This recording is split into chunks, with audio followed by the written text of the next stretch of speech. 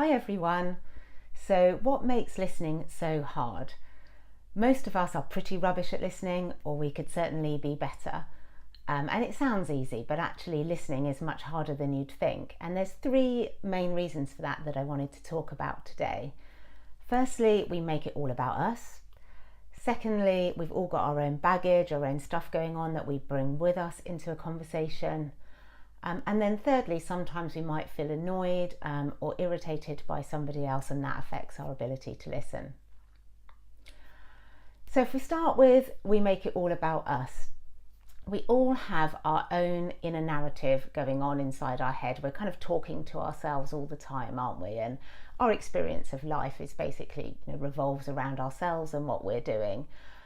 So when we're talking with someone, it's only natural then to relay what they're saying back to ourselves. So if someone's telling you they're thinking of going on holiday to Spain, you might think about, oh, I went to Spain and I did this, for example.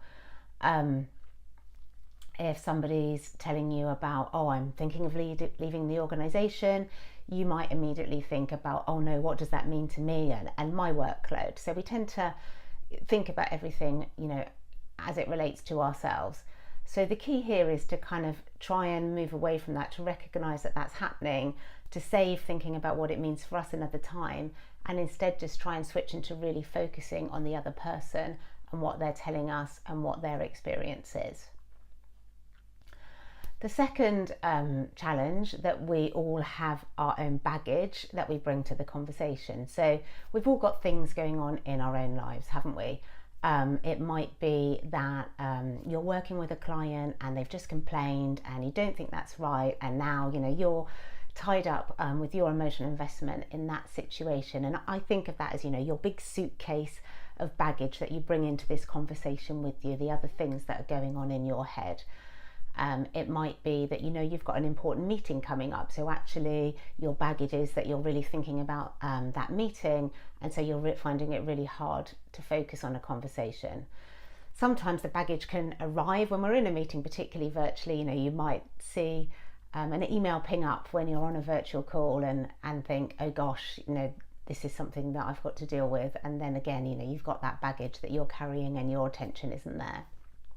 So the key here is to recognize that baggage, think about what's in my big suitcase right now, what's the baggage that I'm potentially bringing into this conversation, and then consciously make an effort to leave that suitcase at the door to deal with another time, again, so that you can focus on the other person and leave your own baggage aside. And then the third reason that we feel annoyed with the other person, so maybe this is someone who we're already annoyed with, they haven't delivered what we thought they were going to deliver, they've irritated us in some way, and we bring that emotion with us into that conversation, and that's not helpful in terms of enabling us to listen. Maybe they say something in the conversation that annoys or irritates us at the time, and that again triggers that emotion and stops us being able to listen well.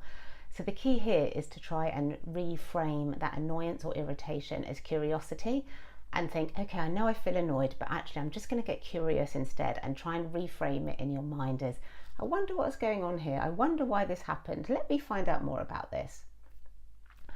So developing good listening skills takes time.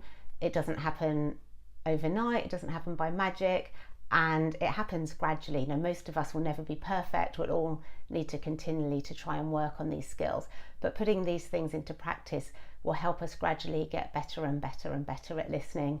We're all only human at the end of the day, things will distract us, but having that awareness that we try and put these things aside and we try and listen makes us much better listeners, and that means that we have much higher quality conversations with people.